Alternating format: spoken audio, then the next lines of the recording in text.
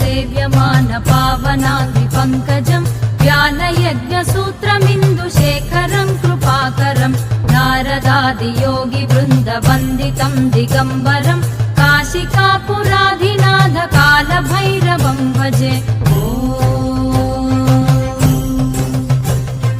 भानुकोटिभास्वरं भवाब्धितारकं परं नीलकण्ठमीप्सितार्धदायकं त्रिलोचनं कालकालमम्बुजाक्षमक्षशूलमक्षरं काशिकापुराधिनाथ कालभैरवं भजे।